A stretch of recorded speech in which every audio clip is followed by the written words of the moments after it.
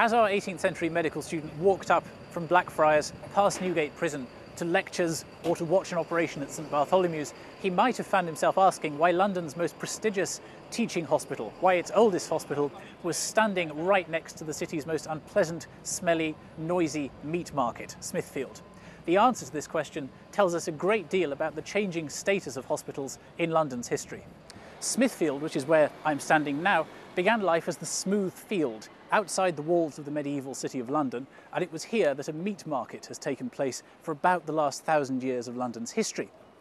This site has been the place of much butchery, both animal and human, because this was the place of a great deal of execution. The Scottish patriot or terrorist, whichever you prefer, William Wallace, Braveheart, was hung, drawn and quartered here. And during the Counter-Reformation in the reign of Mary I, Bloody Mary, many Protestants were burned at the stake on this site.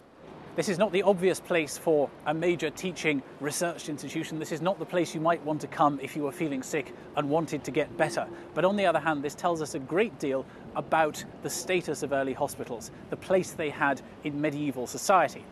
All of London's early hospitals were, in essence, priories. They were religious institutions run by monks and nuns, not by doctors. Now, the Priory Hospital of St Bartholomew at Smithfield, which is what you can see behind me, was founded in 1123 by Rahere. Rahere has been variously described as a jester, a courtier, or a knight. In 1123, he took a pilgrimage to Rome to repent of his sadly unspecified sins. He approached Rome from the south by, like many pilgrims, passing through the notoriously unhealthy Pontine marshes. He was bitten by a mosquito, he caught malaria. When he entered Rome, he came down with a nasty malarial fever. He was taken to pray at the chapel of St Bartholomew on an island in the Tiber. He fell into a deep sleep after prayers had been said, and a vision of St Bartholomew appeared to him.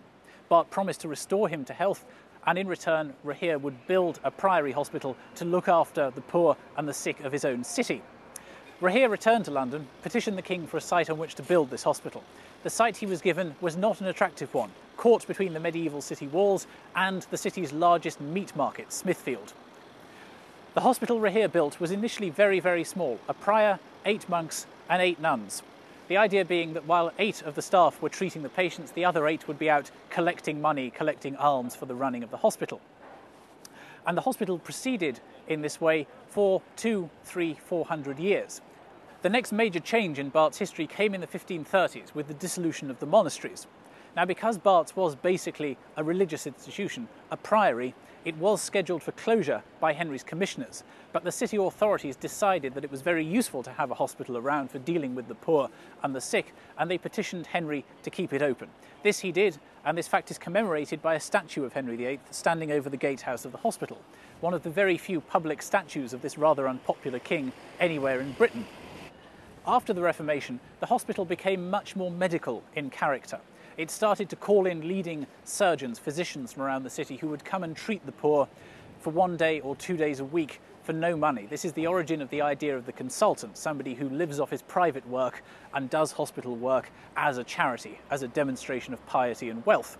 So by the mid-18th century, the time that our medical student was coming here, Bart's, like so many of London's major hospitals, Guy's, St Thomas's, was a centre not only for surgery, not only for treating patients, but increasingly a centre for medical education.